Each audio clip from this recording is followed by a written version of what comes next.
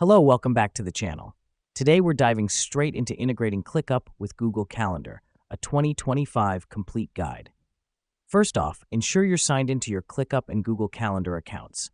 This helps us because we need access to both platforms for successful integration.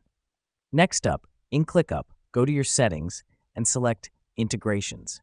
Now, find Google Calendar.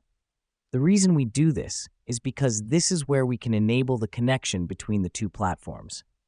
Once there, click on Connect. This will prompt a new window to open, asking you to sign into your Google account. Here's what's happening behind the scenes.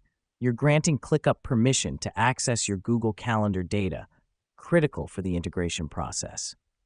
Now that we've done that, select the Google account you want to connect with and click Allow.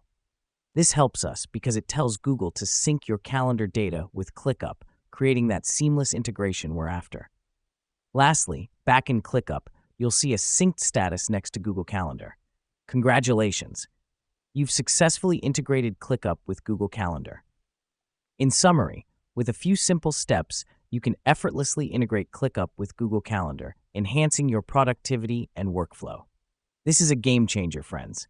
Remember, you have the tools to make your tasks more manageable. Until next time,